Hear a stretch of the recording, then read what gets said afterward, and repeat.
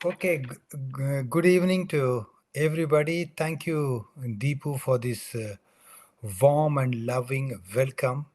It is also a great privilege for me to come and share God's word and study God's word with you all.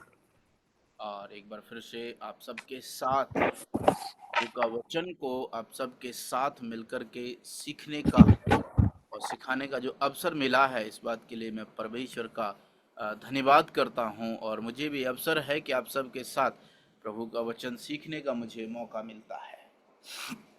So, as Deepu told us, we are studying on the subject of head of all things, that is in the book of Colossians. और जैसे कि हम सबको मालूम है कि हमारा जो अध्ययन का जो विषय है हमारा जो अध्ययन का विषय है वो है सभी चीज़ों में प्रमुख या फिर सभी चीज़ों में बड़ा, और जिसका हम लोग कुलुस्सियों की पत्री से अध्ययन करते चले आ रहे हैं, जो सभी चीज़ों में सिर है और प्रमुख है। And we have already studied 10 lessons. Last Sunday, we had the 10th lesson. The topic was Heaven at Home. और पिछली बार हम लोगों ने जो 10वां, पिछले संडे को हम लोगों ने 10वां लेसन, 10वां पाठ हम लोगों ने सीखा था, अध्ययन किया था, जिसका विषय था कि घर में किस प्रकार से हम स्वर्ग को अनुभव कर सकते हैं। So today we are going to study the 11th lesson. The topic of this lesson is Redeeming the Tongue.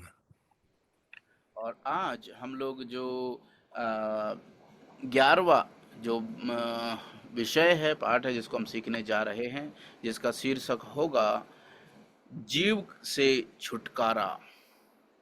That is, we are going to see how to turn talk into ministry. और आज हम लोग चर्चा करने वाले हैं कि सेवा में हमें कैसे बोलना है, कैसे हमारा शब्द होना चाहिए। We are going to see when the word works for God. और हम लोग इस बात को सीखने वाले हैं कि कब परमेश्वर के लिए हमको कार्य करना चाहिए, तो उन विषयों पर आज हम लोग चर्चा करने वाले हैं। That is when our words work for God. और ये तब होता है जब हमारे शब्द परमेश्वर के लिए कार्य करते हों। So, for that, I would like to turn your attention to Colossians 4th chapter, 2nd to 9th verse. We can read this passage, Colossians 4 2 to 9. और आज इसके लिए हम लोग जो चर्चा करने वाले हैं, जिसके लिए हम लोग वचन को लिया है, कुलुस्सियों की पत्री, उसका 4 अध्याय और 2 से लेकर के 9 आयत तक। कुलुस्सियों की पत्री 4 अध्याय 2 से लेकर के 9 तक। किसी को मिलता है तो पढ़ सकते हैं, अन्यथा मैं पढ़ूंगा। Can हेलो somebody भाई। read? Yes. हेलो। कुलुस्सियों की पत्री 4 अध्याय 2 आयत से लेकर के 9वीं आयत तक पढ़ना है। पढ़ूं? जी जी।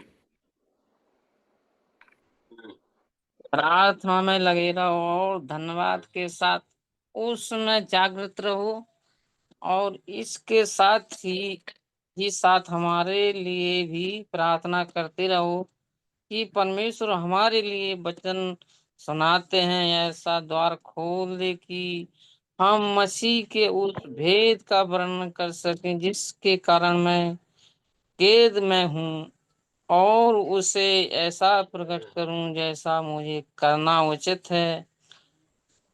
अवसर को बहुमूल्य समझकर बाहर वालों के साथ बुद्धिमानी से बर्ताव करो। तुम्हारा वचन सदा अनुग्रह सहित और सलोना हो कि तुम्हें हर मनुष्य को उचित रीति से उत्तर देना आ जाए। प्रिय भाइयों और विश्वास सेवक तुखिकोस को जो प्रभु में मेरा सहकर्मी है, मेरी सब बातें तुम्हें बता देगा। उसे मैं इसलिए तुम्हारे पास भेजा है कि तुम्हें हमारी दशा मालूम हो जाए और है तुम्हारे हृदय को शांति दे। और उसके साथ उन्हें सिमुस को भी भेजा है, जो विश्वासी और प्रिय भाई और तुम ही में से है। ये तुम्हें यहाँ की सारी बातें बता देंगे। आमीन। Thank you, brother. Thank you. So, I would like to start here saying that never underestimate the power of speech. मैं आपको यहाँ पर बताना चाहता हूँ कि You know, अ, कि हमारी जो बात है, हमारी बोलने की या प्रचार की शक्ति को कभी भी आप नजरअंदाज ना करें।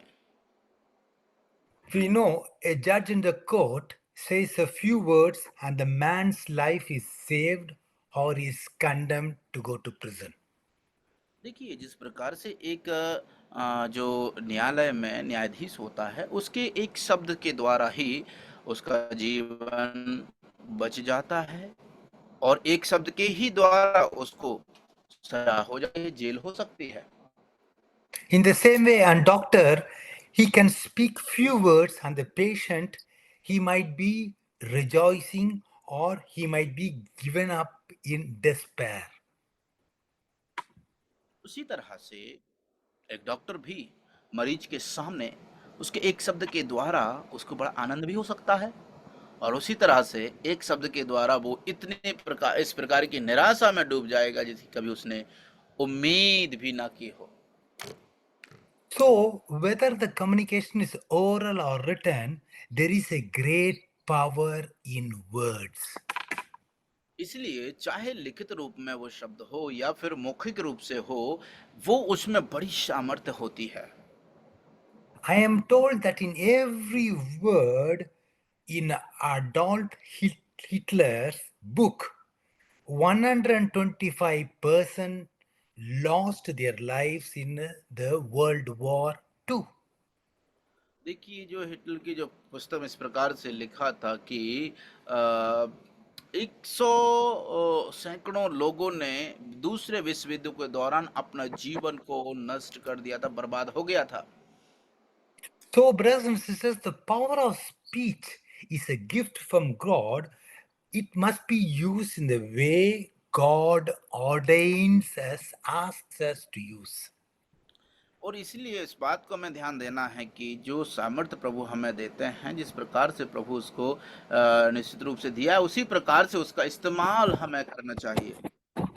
So we all know that the tongue is just a little member in our bodies, but can accomplish great things for good and or for evil. जिस प्रकार से हम जानते हैं, हमारे शरीर का सबसे छोटा अंग जो है वो जीभ है और उसके द्वारा हम बहुत बड़ी महान बातों को भी प्राप्त कर सकते हैं और हमारे जीवन में घटिया से भी घटिया बातों का सामना हमें करना पड़ सकता है जो बुराई को पैदा करता है। So now in this passage, I am going to highlight 4 important ministries of speech. और इस भाग में मैं आपके सामने जो घोषणा करने का या फिर बात का या फिर जो हमारे विचार है उनका जो 4 प्रमुख और 4 महत्वपूर्ण बातों को मैं आपके सामने प्रकट करना चाहता हूँ। So the first one here is in the second and the third verse, that is praying. First one uncle. First one, the first ministry is praying. Praying, that is the second and third verse. Okay, और जो पहला जिनमें से उन 4 बातों में से पहला जो बात है वो है प्रार्थना, जिसको हम लोग कुलुस्सियों की पत्री उसका 4 अध्याय 2 और 3 आयत में देखते हैं। We all know that praying is a hotline to heaven. इस बात को हम सब लोग जानते हैं कि प्रार्थना जो हमारा सदैव जागृत रहने वाली और सदैव खाली रहने वाली एक ऐसी लाइन है, एक ऐसा तरीका है जिसके द्वारा हम स्वर्ग तक पहुंचती हमारी बात। And prayer and worship are perhaps the highest uses of the gift of speech. प्रार्थना और आराधना परमेश्वर की करना मनुष्य के लिए जो शब्दों के द्वारा दी गई सबसे बड़ी जो वरदान है, सबसे बड़ा वरदान है। And here we see in the second and third verse, Paul was not ashamed to ask his friends to pray for him. और यहाँ पर हम लोग देखते हैं प्रेरित पौलुस को कि वो अपने मित्रों से इस प्रकार से पूछते हुए इसमें कोई शर्मिंदगी महसूस नहीं करता कि वो उसके लिए प्रार्थना करें। Even though he was an apostle, he needed prayer support for himself and his ministry. यद्यपि वो एक प्रेरित था, उसके लिए और उसकी सेवकाई के लिए सपोर्ट की आवश्यकता थी। Yes, brothers and sisters, as a great Christian, here we see Paul being a great Christian, he needed the prayer support. How much more do you and I need this kind of spiritual help? सोच करके देखिए कि ये जो प्रेरित पौलुस जो इतना बड़ा महान प्रेरित बना, प्रभु की सेवा किया, उसने ऐसे व्यक्ति को जो है छोटे लोगों की और विश्वासियों की प्रार्थना की उसको उम्मीद थी।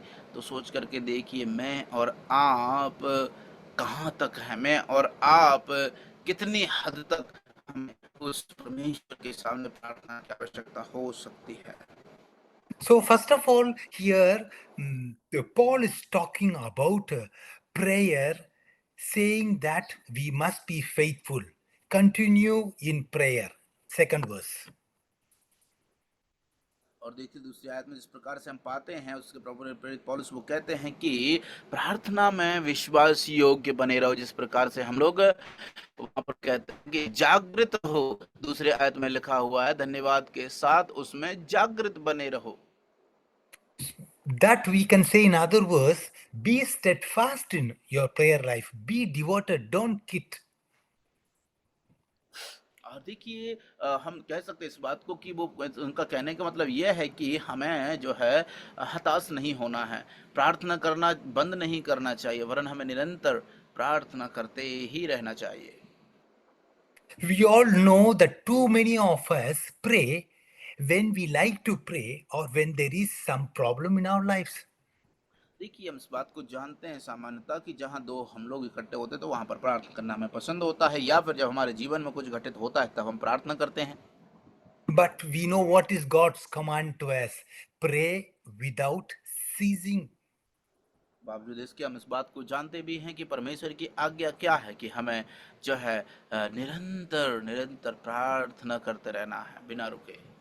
What is the meaning of that? That does not mean that we should all walk around muttering prayers under our breath. No. इसका मतलब ये नहीं है कि हम लोग जहाँ कहीं तमाम घूम रहे हैं तो तमाम घूमते हुए भी और जो है इधर उधर भटक रहे हैं तो उस समय में भी हम प्रार्थना करते, उसका मतलब ये नहीं है।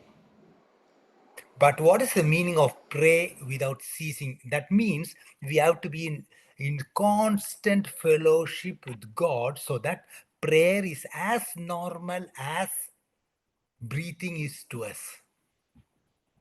इसलिए मेरे प्यारे अजीजों, यहाँ उसका मतलब फिर क्या है? जिस प्रकार से हमारे लिए श्वास लेना सामान्य बन जाता है, वैसे ही हमें लगातार बिना चूक करे प्रार्थना करते रहना चाहिए, जिससे कि जिस प्रकार से हम श्वास लेते हैं सो हमें जीवन में आसानी होती है, वैसे ही आत्मिक ताकत के लिए हमें निरंतर परमेश्वर के सामने प्रार्थना करते रहना चाहिए। Yes, brothers and sisters, God enjoys answering our prayers. हाँ मेरे प्यारे अजीजों, इस बात को विश्वास मानिए कि परमेश्वर बड़े खुश होते हैं हमारी प्रार्थनाओं का उत्तर देने में। But sometimes He delays to answer to increase our faith, to increase our devotion, to accomplish His purposes at the right time. लेकिन मेरे प्यारे अजीजों, कभी कभी वो हमारे जीवन में उसके उद्देश्य को हमारे जीवन में उचित समय पर पूरा करते हैं। So often I used to say, that will encourage me, God's delays are always not God's denials. इस बात को मैं हमेशा कहता हूँ कि परमेश्वर की ओर से हुई हुई देरी को इसका मतलब ये नहीं है कि परमेश्वर ने उसके प्रति मना कर दिया हो या फिर परमेश्वर उसका जवाब देना नहीं चाहता हो, देरी हो सकती है। So, as we continue in prayer, our own hearts are prepared for the answer God will give. और इसलिए मेरे प्यारे, जब हम प्रार्थना में आते हैं तो इसका मतलब ये है कि हमारे जो हृदय हैं वो परमेश्वर की इच्छा को स्वीकारने के लिए तत्पर और तैयार होते हैं। So, here Paul is saying we have to be not only faithful in our prayer, he's saying we have to be watchful. That is why he's using the word watch in the second verse. और इसलिए हम लोग यहाँ पर देखते हैं कि प्रेरित पौलुस ये इतना ही नहीं कह रहे हैं कि केवल तुम विश्वास योग्य रहो, वफादार प्रार्थना में बने रहो, वरन वो कहते हैं कि जागृत भी रहो। वचन 2 का आखिरी में पढ़ते हैं। So often we see in the Bible, we read the phrase, they read the sentence, watch and pray. It's used in the Bible. और इस बात को हम लोग कई बार, आप लोगों ने भी पढ़ा होगा, बाइबल में हम पाते हैं कि कई जगह ऐसा लिखा है कि जागते रहो और प्रार्थना करते रहो। We can read a verse in Nehemiah 4th chapter 9th verse where we see that Nehemiah was rebuilding the walls and the gates of the Jerusalem, and what he was doing. You can read this verse, Nehemiah 4th chapter 9th verse. और इस प्रकार से हम लोग, मेरे प्यारे अजीजों, नहम्याह की पुस्तक उसका 4 अध्याय उसकी 9वीं आयत को जब हम पढ़ते हैं तो हम लोग वहाँ पर इस प्रकार से इस बात को पाते हैं, जहाँ पर लिखा हुआ है, परंतु हम लोगों ने अपने परमेश्वर से प्रार्थना की और उनके डर के मारे उनके विरुद्ध दिन रात पहरे हुए ठहराए। Okay, so what we read here in Nehemiah 4th 9th, we see here that they made their prayers just like a watch against their enemies day and night. और हम लोग यहाँ पर क्या पढ़ते 4:9 में, परंतु हम लोगों ने अपने परमेश्वर से प्रार्थना की और उनके डर के मारे उनके विरुद्ध दिन रात पहरे हुए ठहराए रहे। So there is no power in dull and listless. We have a long list of prayers. There's no power in these kinds of prayers. और इसलिए हम इस बात को पाते हैं कि इस प्रकार की प्रार्थनाओं में जो है कोई भी आलसीपन या फिर कोई भी जो है देरी नहीं होती है। And we have to keep it in mind that routine prayers are always unanswered prayers. और इस बात को भी हमें ध्यान देना है कि जो जिस प्रकार से हम प्रार्थना का रूटीन बना लेते हैं, अधिकांश समय में हमको परिणाम यही मिलता है कि वो प्रार्थनाओं का जवाब नहीं मिले। But you have to keep in mind that real prayers demand spiritual energy and alertness. इस बात को ध्यान रखना है कि वास्तविक प्रार्थना आत्मिक सामर्थ्य की चाहत रखता है, आत्मिक सामर्थ्य की आवश्यकता पड़ता है और जागृत होने की आवश्यकता होती है वास्तविक प्रार्थना करने वाले के लिए। This all can come only from the Holy Spirit of God. ये सब सिर्फ और सिर्फ परमेश्वर की पवित्र आत्मा के जरिए ही ये सब प्राप्त हो सकता है। So here Paul is saying prayer should be faithful, prayer should be watchful, and also he's saying another point here in the second verse, prayer should be thankful. Watch in the same with thanksgiving. और इसलिए मेरे प्यारे अजीजों, हम लोगों ने अभी 2 बातों को देखा है इस दूसरे आयत में, और वो है कि विश्वास योग वफादारी के साथ प्रार्थना करना है, जागृत रहते हुए हमें प्रार्थना करना है, और तीसरा भी बिंदु हम इसी बात में, इसी भाग में पढ़ते हैं जहाँ पर लिखा हुआ कि धन्यवाद के साथ हमें उसमें प्रार्थना करते रहना है। So thanksgiving is an important condition in successful praying. और इसलिए धन्यवाद देना एक सफल प्रार्थना के लिए एक कड़ी है। So if all we do is asking and never thanking God for his gifts, it is a selfish prayer. और इसलिए हम सदा यदि मांगते ही रहते हैं, प्रार्थना में मांगते ही रहते हैं, और जो प्रभु उत्तर देते हैं उनका जवाब नहीं, हम यदि उनको धन्यवाद नहीं देते हैं, तो ये स्वार्थ भरी प्रार्थनाएं हो जाती है। We see that Paul often in his letters to Colossians, he is always with this thanksgiving attitude. और इस बात को प्रेरित पौलुस के द्वारा हम भली बात सीख सकते हैं कि हमेशा उसकी प्रार्थना के प्रति उसका गुण जो था, उसका रवैया जो था, वो धन्यवाद के साथ प्रार्थना होना चाहिए। And also we see another character in this prayer which Paul is telling in the third verse, that prayer ought to be purposeful. Praying also for us. Third verse we read. और तीसरी आयत में हम पढ़ते हैं कि उसके साथ हमारे लिए भी प्रार्थना करते रहो। इसका मतलब ये है कि प्रेरित पौलुस इस बात की इच्छा रखते थे कि वो प्रार्थना जब करते हैं तो उसमें एक उद्देश्य होना चाहिए, उसमें एक कारण होना चाहिए, क्योंकि इसलिए तो यहाँ पर वो कह रहे हैं कि हमारे लिए भी उसके साथ साथ प्रार्थना करते रहो। एक उद्देश्य है उस प्रार्थना के पीछे। So too often our prayers are vague, are very general. God bless the missionaries. That is very general prayer. It's not specific. और देखिए, विशेष ये प्रार्थना ऐसी कोई खास प्रार्थना नहीं है। जब हम इस प्रकार से प्रार्थना करते हैं या फिर लोग इस प्रकार से प्रार्थना करते हैं कि प्रभु आप उस सेवक को आशीष देवें। So, brothers and sisters, our prayer has to be specific so that it might reach and help the specific need of the person for whom you are praying. और इसका मतलब ये है मेरे प्यारे अजीजों, एक विशेष प्रार्थना वो होती है जब आप किसी व्यक्ति के लिए विशेष स्रोत से एक उद्देश्य के साथ प्रार्थना करते हैं। वो परमेश्वर की ओर से उस प्रार्थना के द्वारा उस व्यक्ति को सामर्थ्य मिलती है, उसकी सहायता होती है। So here Paul is describing the characteristic of satisfying and spiritual prayer life. और इसलिए हम लोग यहाँ पर इस बात को पाते हैं कि एक प्रार्थना का एक आत्मिक परिप्रेक्ष्य में प्रार्थना करना एक संतोषजनक प्रार्थना, संतुष्ट करने वाली प्रार्थना कहलाती है। So our prayer must be faithful, watchful, thankful and purposeful.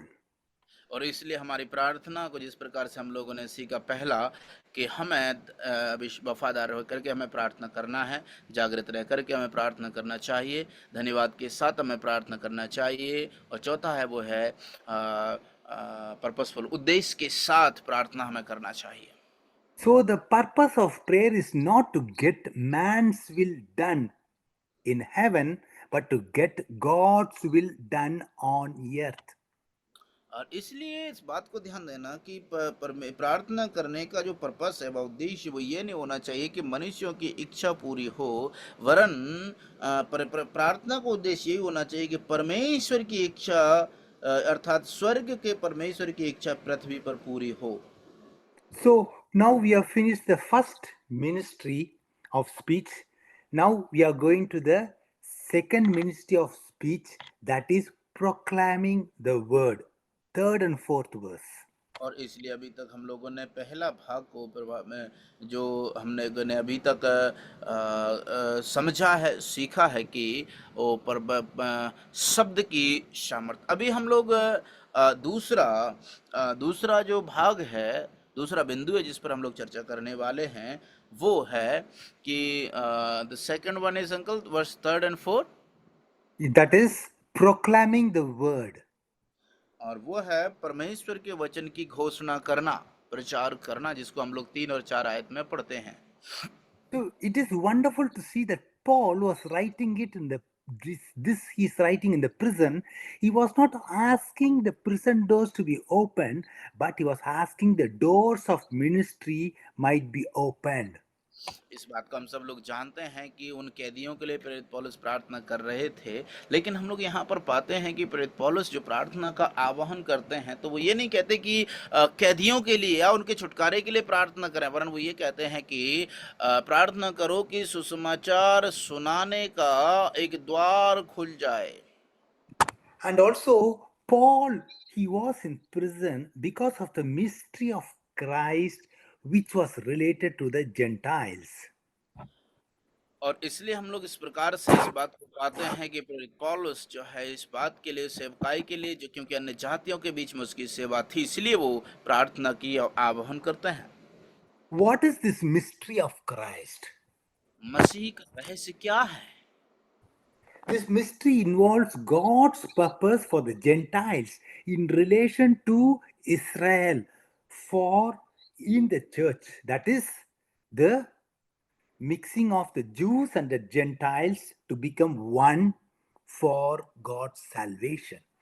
और इसलिए मेरे प्यारे अजीज आकर मसीह का रहस्य क्या है? मसीह का रहस्य यही है कि अन्य जातीय यहूदी और चुने हुए लोगों को एक साथ मिला करके परमेश्वर की महिमा के लिए इकट्ठे होना या प्रकट करना है। तो इसलिए हम लोग देखते हैं कि जो मसीह के जो रहस्य है वो यही है कि अन्य जातियों को भी परमेश्वर के साथ वो मेल कराए। So, even among the believing Jews, there were some legalistic persons who wanted to force the Gentiles to come to become in a lower position.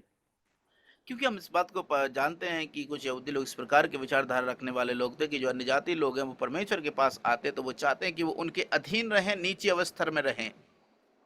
So they did not want the Jews to mingle with the Gentiles, saying that the salvation was only for the Jews, not for the Gentiles. तो वो इस बात के दावा करते हुए इस बात को रखते थे क्योंकि वो मानते थे कि जो उद्धार है वो केवल यहूदियों के लिए है, ना कि अन्य जातियों के लिए है। They wanted to maintain this superiority Jewish complex, saying that Gentiles cannot get this salvation that is meant only for the Jews. और इसलिए क्योंकि वो लोग इस प्रकार से यहूदियों का इस प्रकार से मानना था कि क्योंकि उनके अंदर इस प्रकार का एक गुण जो है प्रभावशाली रूप से कार्य करता था कि उद्धार केवल यहूदियों के लिए है और वो ही सिर्फ उसे प्राप्त कर सकते हैं या अन्यजातियों के लिए नहीं है। So it is for this reason Paul was put in prison and he was helping others to get Christ even to the Gentiles, not only for the Jews. बात को पाते हैं कि यद्यपि प्रेरित पौलुस ऐसे लोगों के लिए प्रार्थना कर रहे हैं और वो ऐसी उम्मीद करते हैं, इसी बातों के चलते प्रेरित पौलुस कैद में भी हुए हैं और वो उनके लिए प्रार्थना करते हैं कि ताकि अन्य जातियों तक भी प्रभु का सुसमाचार पहुंचे, द्वार खुले और वे भी उद्धार पा करके उस परमेश्वर के सन्मुख आकर के उसके संतान बन जाए और उस उद्धार को प्राप्त कर लें। So we see here that Paul, he had not even had the intention to give up this ministry even in prison. और इसलिए हम इस बात को पाते हैं कि यद्यपि प्रेरित पौलुस को यद्यपि वो कैद में भी है, जेल में भी है, फिर भी उसको इस प्रकार का मनसा नहीं है कि वो इस सेवा को छोड़ दे। So he was, even in prison, he had that intention. He did not change his message. His message was the message of salvation for the Gentiles and also for the Jews.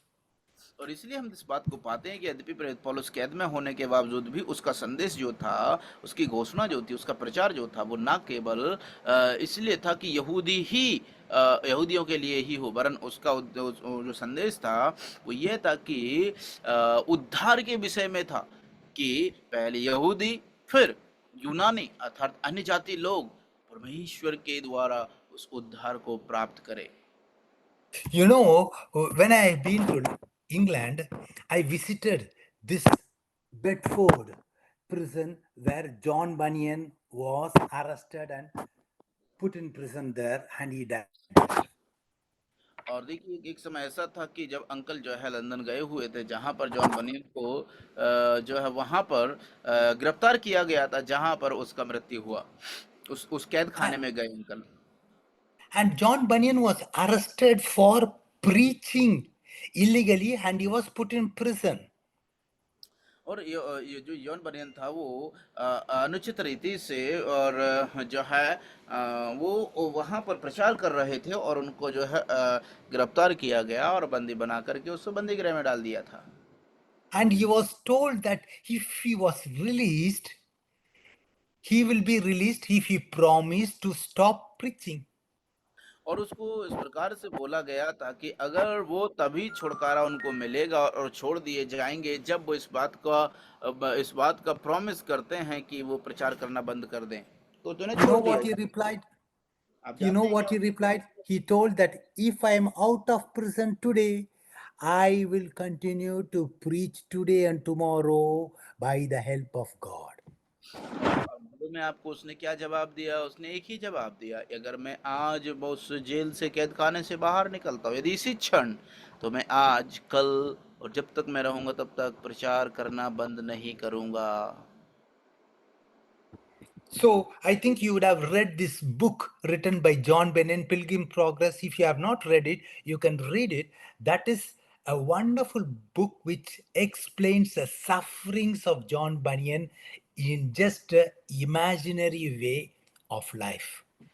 और देखिए, अगर आप लोगों ने वो किताब को नहीं पढ़ा हो तो आप ज़रूर पढ़ने का कोशिश करें। जॉन बनियन का जीवन को वो भली भांति स्पष्ट रूप से प्रकट करता है, काल्पनिक रूप में किस प्रकार से मनुष्य का जीवन सेवा में किस प्रकार से उसको गुजरना पड़ता है, जिसका किताब का नाम है कि जो हमारी यात्रा है उसमें कैसे हम आगे बढ़ते हैं, जो हमारे जीवन पर आधारित होती है। So when I was visiting that prison, that museum, I was able to see how he was faithful even through persecution, how he was suffering and fruitful, and he had paid the cost to be a real disciple to God.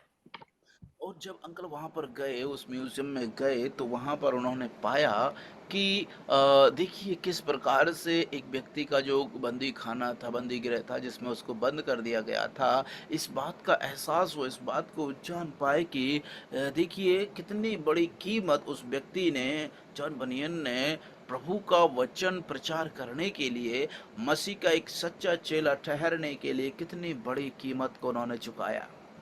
Yes, that inspired me saying that we have to stand firm even in our convictions, even though it is going to be a costly affair for us. और यद्यपि ये बात हमें इस बात से प्रेरणा देती है कि यद्यपि ये चीज़ें हमारे लिए, जो जो माहौल है वो हमारे लिए यद्यपि सही ना भी हो, फिर भी हमें विश्वास योग्यता के साथ प्रार्थना में डटे रहना है।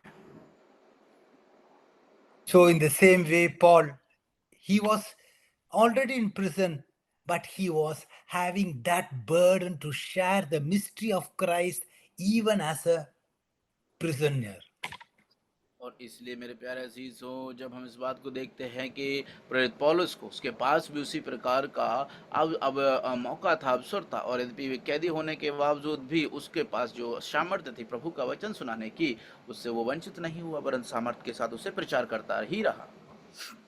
When you visit also in the same way, when you visit London, there is a Charles Spurgeon Tabernacle Church.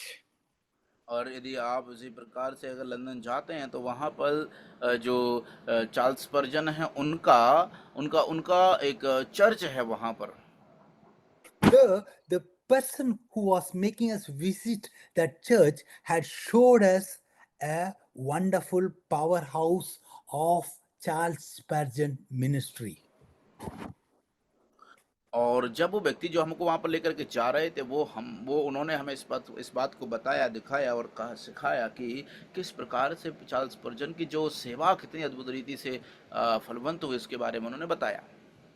What was the powerhouse of his ministry? That was a room where some believers were praying during Charles Spurgeon when he was preaching the word of God. That was the powerhouse of his ministry. तो मालूम है कि Charles स्पर्जन का जो power house है, वो power house क्या था, जहाँ से उसके लिए सामर्थ्य मिला करती थी। सो वो पावर हाउस, हम इस बात को पाते हैं, उन्होंने हमें एक इस प्रकार का रूम अंकल को दिखाया। और वो रूम क्या था, वो घर क्या था, वहाँ पर जब चार्ल्स स्पर्जन प्रचार करते हैं या फिर जब सुसमाचार सुना रहे होते हैं, तो उस प्रचार के दरमियान उसके कुछ लोग उस घर में, उस रूम में जाकर के परमेश्वर से गिड़गिड़ा करके प्रार्थना किया करते थे। वही चार्ल्स स्पर्जन के संदेश का या फिर प्रचार का पावर हाउस हम कहते हैं।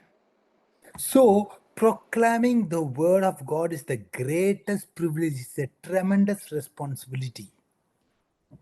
परमेश्वर के वचन की घोषणा करना है, प्रचार करना हमारे लिए एक एक सौगात में मिला हुआ अवसर है, मौका है जो बहुमूल्य है। So, you don't want to be a preacher, you don't want to be a missionary, but in your daily conversation, you can just share the word of God and then pray so that God might bring forth fruits of His word. और इसलिए मेरे प्यारे अजीजों, आप ऐसा भी कर सकते हैं कि केवल इतना ही नहीं, वरन आप प्रार्थना करो जिसके द्वारा क्या होगा, ताकि परमेश्वर उनकी सेवा का फल उसमें लगने पाए। So now we are going to the third ministry of speech, that is witnessing to the lost. Fifth and sixth verse. और जो तीसरा भाग में हम लोग अभी प्रवेश करेंगे कि जो नाश होने वालों के लिए गवाह बनना या फिर नमूना बनना, जिसको हम लोग 5वां और 6वां आयत को पाते हैं। So, what is witnessing to the lost? That is our visible testimony. और जो जो जो नाश होने वालों के लिए एक नमूना बनना या गवाह बनना, इसका मतलब ये है कि वो परमेश्वर चाहते हैं हमारे जीवन से कि हमारा जीवन उनके लिए एक जीवित गवाही होना है। So, as believers, we have a great responsibility to witness to the lost around us and seek to bring them into God's family.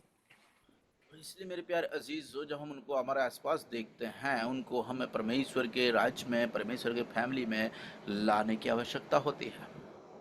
So that is what we read in the fifth verse, walk. That is, we have the responsibility to walk wisely. और इसीलिए तो हम लोग जो है वचन 5 में पढ़ते हैं, जहाँ पर लिखा हुआ है कि हमें जो है अवसर को बहुमूल्य समझ करके आगे बढ़ना है, कदम बढ़ाना है। So, what does this walk refers to? It refers to our daily conduct. It refers to our conduct in our daily life. और इसलिए ये जो चाल है या पर चलना है, वो क्या दर्शाता है? वो यही दर्शाता है हमारे जीवन का, प्रत्येक दिन के जीवन का जो व्यवहार हम किस रीति से करते हैं। So, so the unsaved people, they watch us, they watch Christians, and they are very critical about Christians. और इसलिए क्योंकि जो उद्धार ना पाए हुए व्यक्ति हैं, वो क्या करते हैं, परमेश्वर के मसीह लोग हैं, वो उनको देखते हैं और उनके विषय में उनको समझ उनकी बहुत ही सूक्ष्म होती है और बड़े ही आश्चर्य में वो रहते हैं। So, brothers and sisters, there must be nothing in our lives that will spoil our testimony to bring the unsaved to Christ.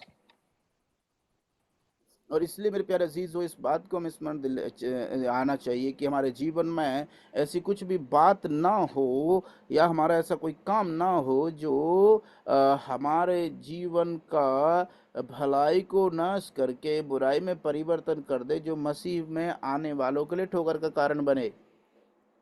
There was one pastor, Dr. Houghton, in the New York City. He was a wonderful pastor who was doing a wonderful job for Christ. और New York में एक ऐसे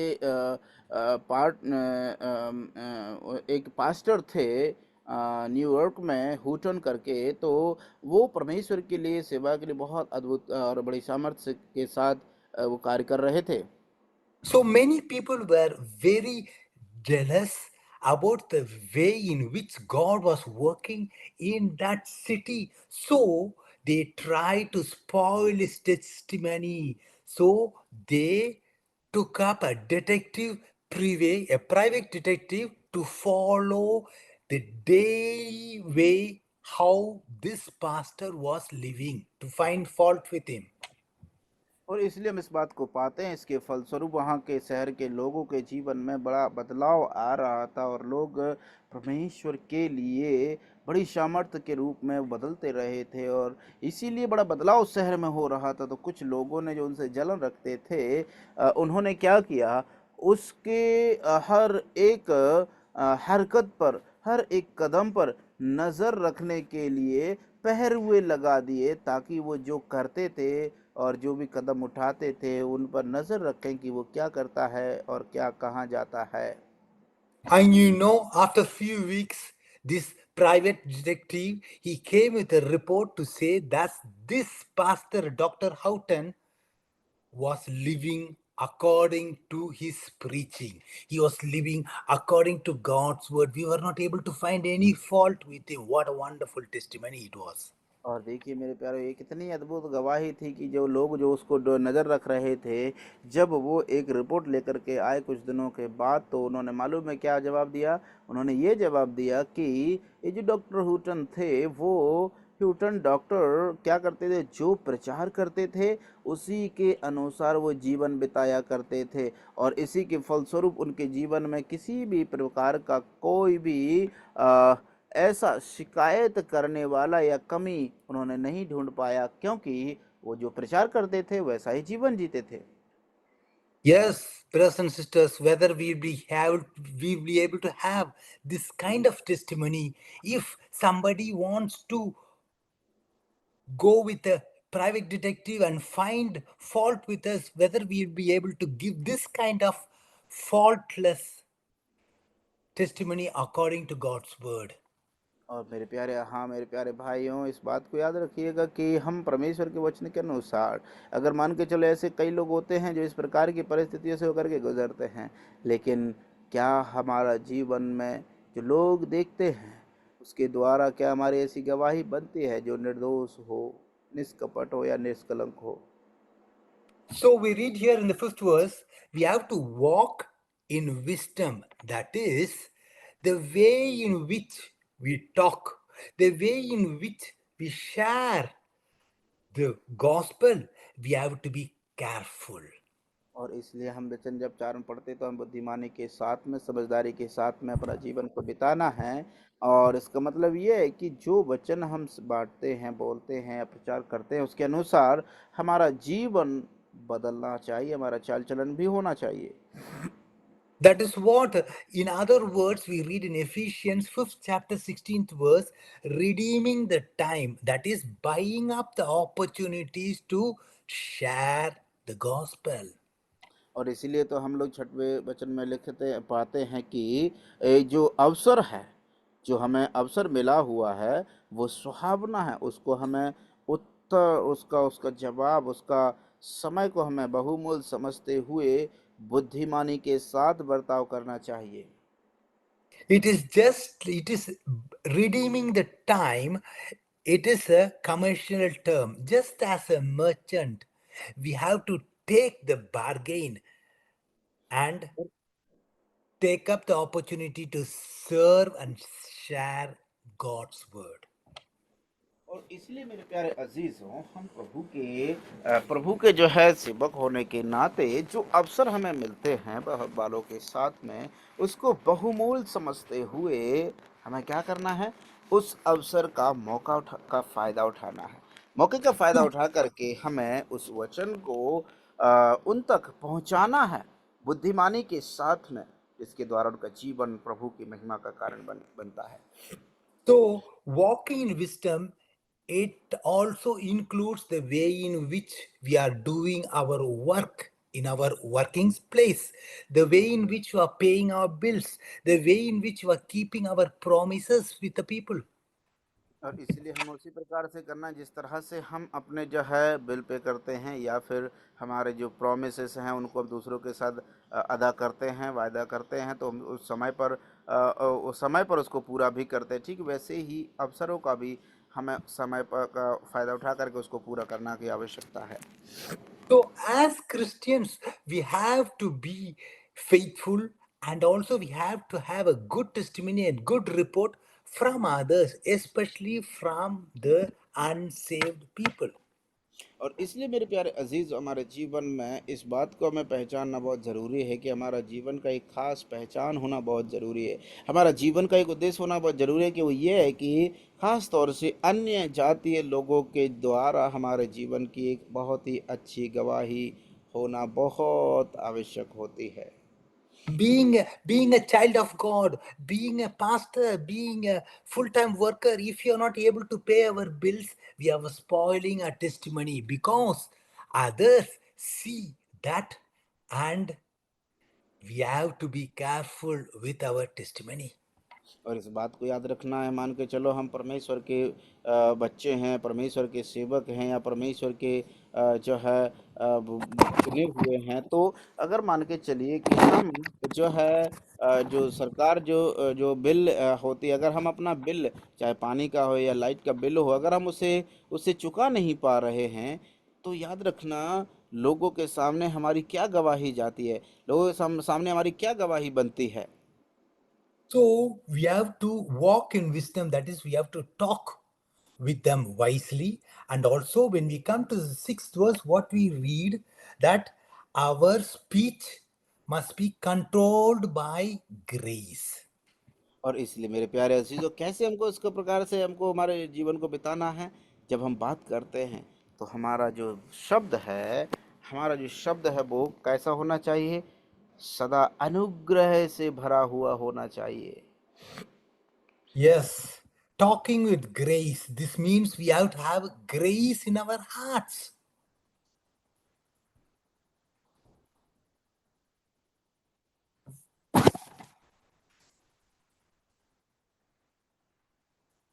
Hello, Deepu. Hello.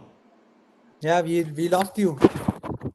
या आई couldn't hear you, I'm sorry dear uncle. Yeah. So this means that we must have grace in our hearts so that we can speak with grace to others. और इसका मतलब ये है, प्रभु हमें ये बात बताना चाहते हैं कि अगर हमें दूसरों के साथ अनुग्रह सहित बात करना है, अनुग्रह से या फिर शांत प्रिय रूप से हमें बात करना चाहिए, तो इसका मतलब So we can read this verse in Luke 4th chapter 22nd verse. There we see that Lord Jesus Christ spoke with grace on his lips.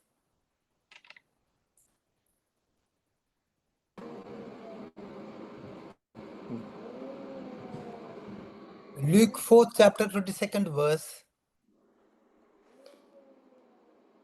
लूका 4 का 21,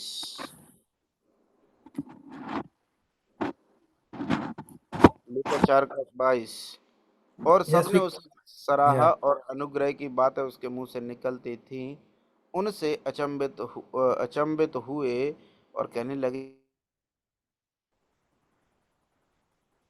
Yes. So we see here that even when our Lord Jesus Christ was dealing with sin, he spoke the words of grace.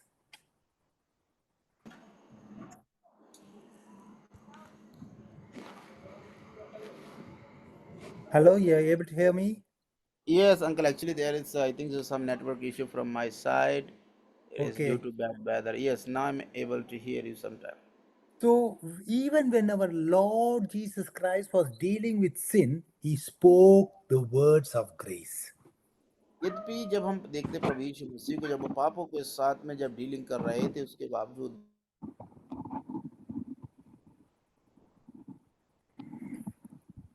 So we see here in the sixth verse, why did Paul add seasoned with salt?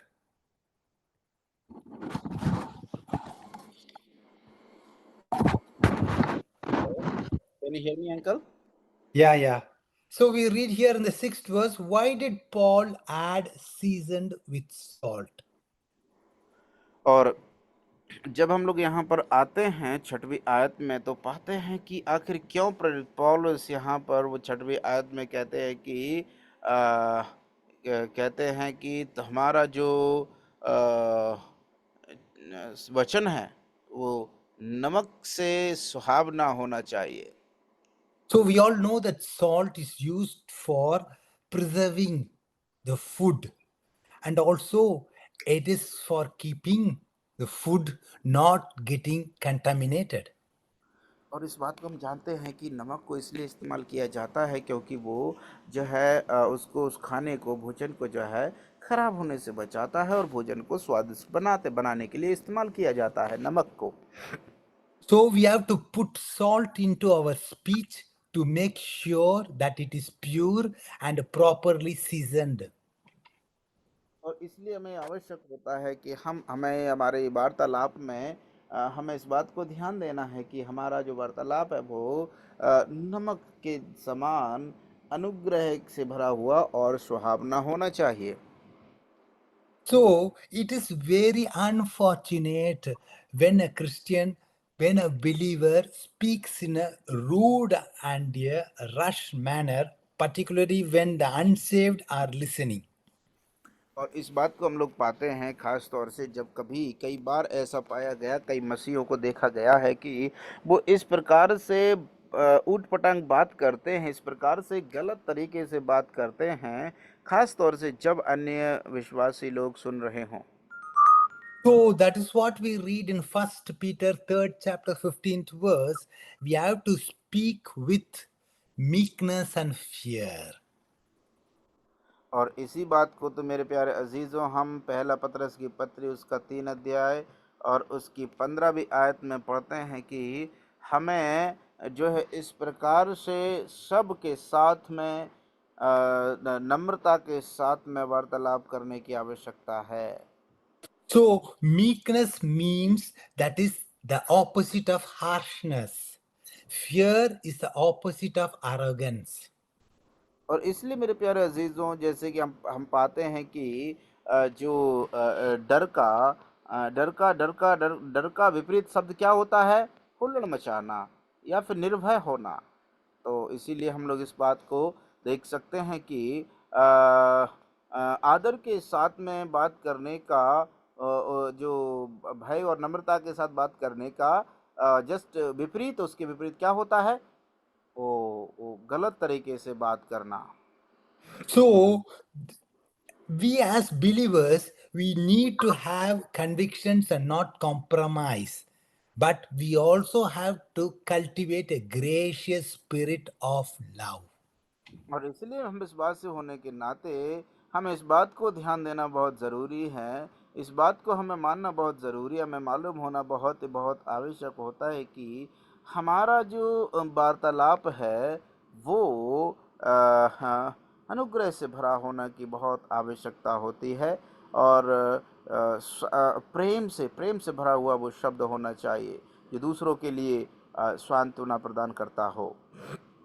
So here Paul is saying that as believers, the believers' walk, the believers' talk has to be in harmony with each other. इसलिए आज प्रेरित पौलुस यही बात कहना चाहते हैं कि विश्वासियों का जो शब्द है और विश्वासियों का जो चाल है वो एक समान होना चाहिए। And now we are going to the last and the fourth ministry, that is in the 7th, 8th, and 9th verse, that is sharing the burden.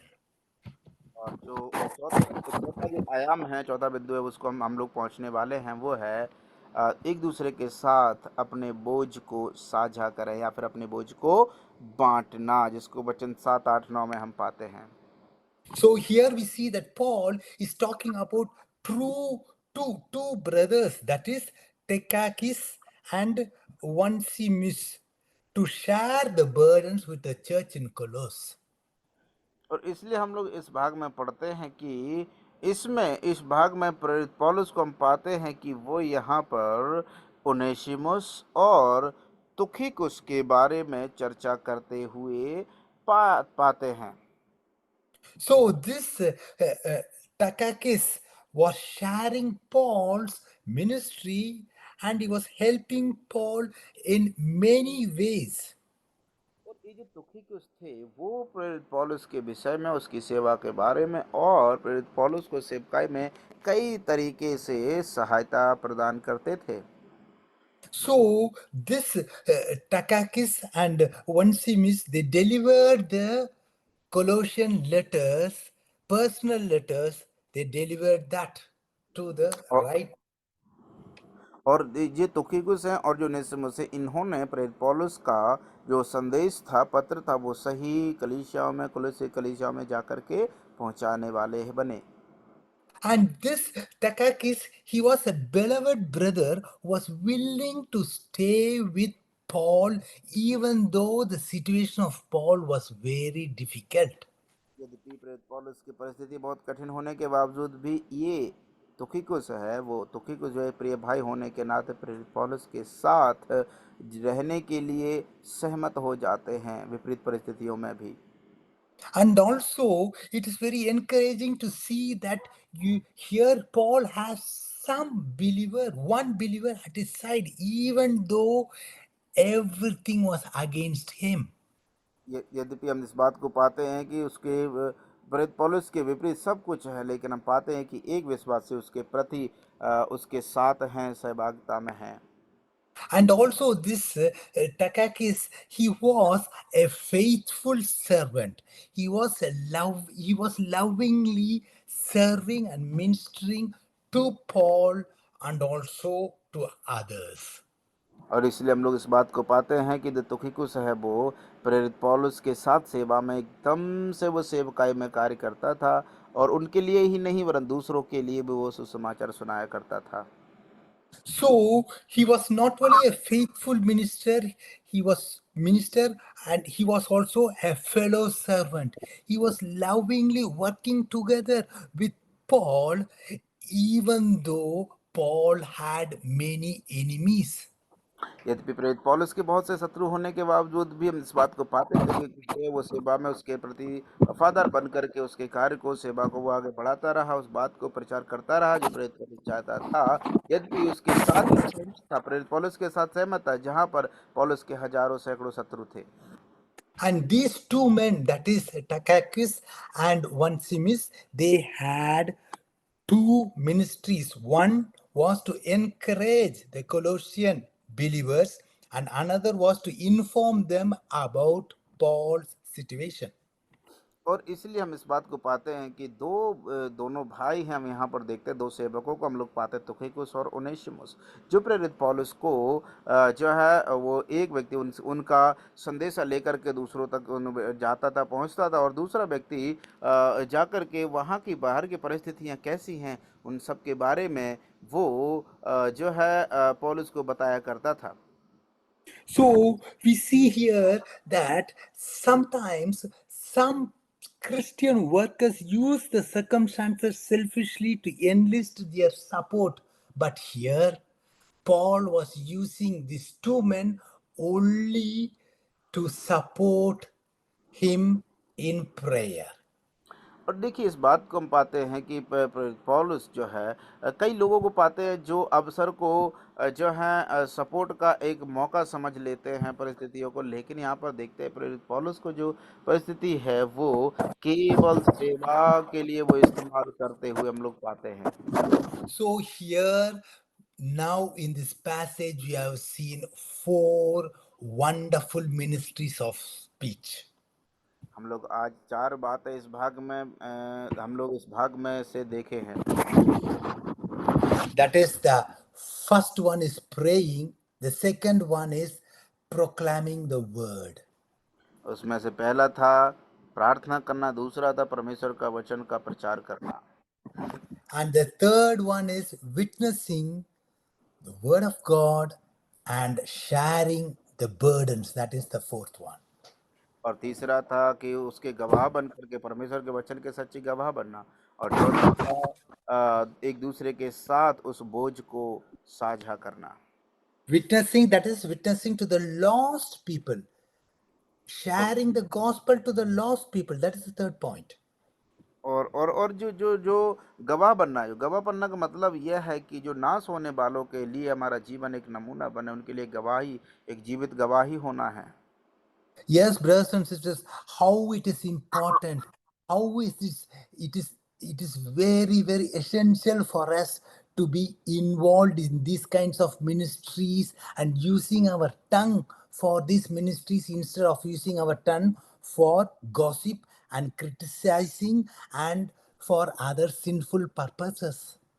हाँ मेरे प्यारे अजीजों, देखिए कितना आवश्यक होता है। आज के अध्ययन से हम इस बात को सीख पाते हैं कि हम अपने जीव को, हम अपनी जुबान को, ये बात कितना अच्छी है कि हम परमेश्वर की सेवा के लिए, उन्नति के लिए, भलाई के लिए और दूसरों की बड़ाई के लिए, निराशा में आशा प्रदान करने के लिए, आनंद देने के लिए हम इस्तेमाल करें।